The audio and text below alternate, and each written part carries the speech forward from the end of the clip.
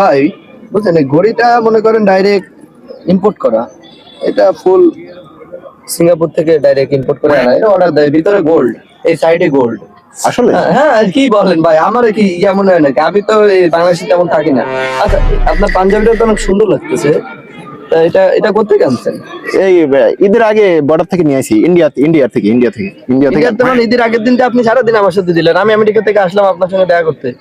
আরে বাইরে তো অর্ডার করে আনাইছি, ইন্ডিয়ার মাল, ওই বর্ডার থেকে আনাইছি আর কি, একদম বাইর করে দিছি হাতে হাতে। ঈদের আগের দিন আপনি আমার সাথে দিলেন না সারাদিন? আমার যাওয়া লাগে নাকি? লোকজন আছে না আমার আশেপাশে, কত লোকজন, খালি মুখতে বারোইলেই হইতে কি লাগবে আমার।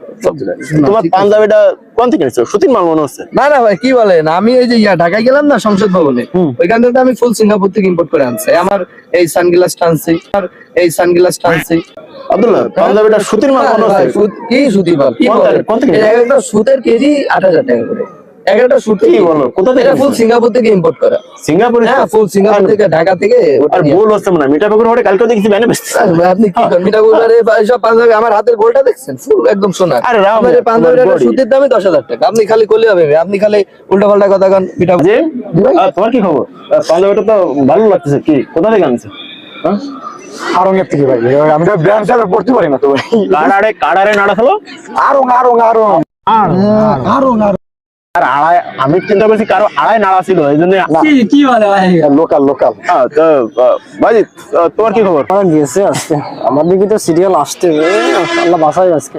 ভাই তোমার বাজিত কি খবর? তোমার এই পাঞ্জাবিটা তো মনে হচ্ছে শ্বশুর বাড়ির নাকি? ভাই আমার আজকে পেটে খুব টাওয়াল দেওয়া রয়েছে ভাই, আমি আজকে উঠি ভাই। পাঞ্জাবের দামটা আমি আপনার মেসেজে লিখে দিবানি ভাই, বন্ধু তারা থাকে কিনা জানাবানি ভাই। সব পোলাপান।